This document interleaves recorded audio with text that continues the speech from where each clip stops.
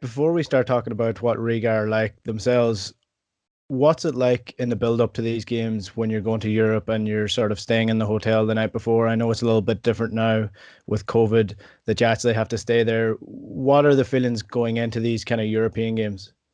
Yeah, look, there's great excitement going into European games. I think everyone wants to be playing in a big European match, and we're no different. And I suppose it is a little bit different the circumstances now around the games in Europe because of COVID and all the rest, and having to stay in the hotel. And all we'll be doing is going out to the ground this evening to train. So it'll be good.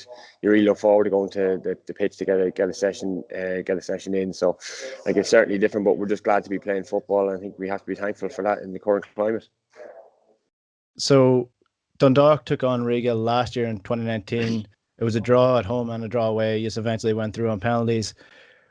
Celtic travelled to Riga, so I'd like to maybe chat about what Riga are like at home and what it was like to travel to them and what the sort of feeling in the city was. Was it hostile? What kind of fans do Riga have, and what was their approach to their home game? Yeah, I think Riga have a really good record at home. I don't think they've been beaten there yet in their European games. Although like it's a newly formed team, it used to be Skonto Riga, now it's just Riga FC. But they've a very good record. They beat Copenhagen there last year 1-0, who beat Celtic, but Copenhagen went through 3-2 on the tie. So they're more than capable side.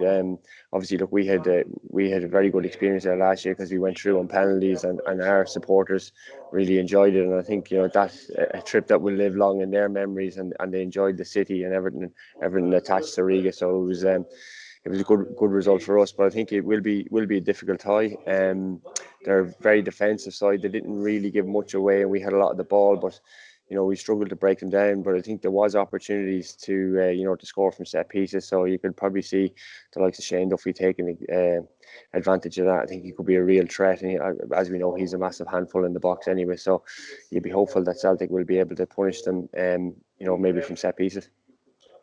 And you said they played them at home first before you played them away. Was there a noticeable difference in what way they set up?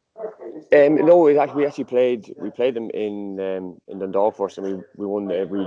The second leg was away. There wasn't much of a difference. I think we were expecting them to come out a little bit more when they were at home, but they didn't. They really sat in and made it difficult for us. And we had a lot of the ball, but we were missing Mickey Duffy as well. His wife had a baby, and he didn't travel.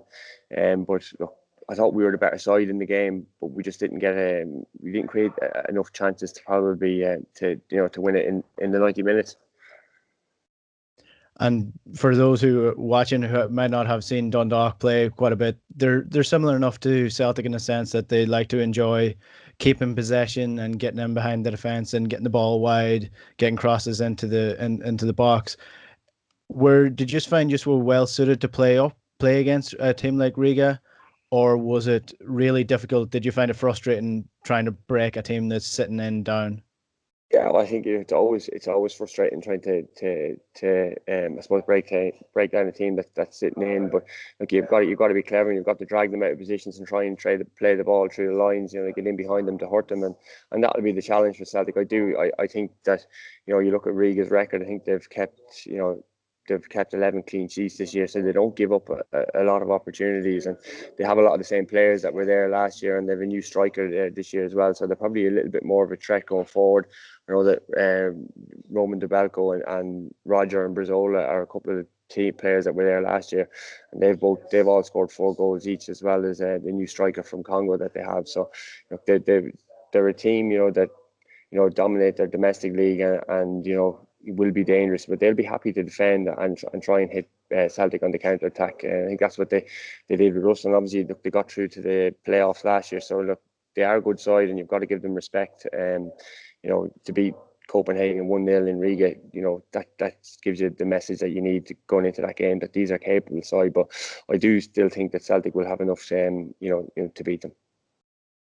When you were building up to these games, was there anything particular that firstly just focused on from a defensive standpoint, and then from an offensive standpoint, was there any particular areas just focused on in training or in the build up of where you can do damage to them and also where they can do damage to you?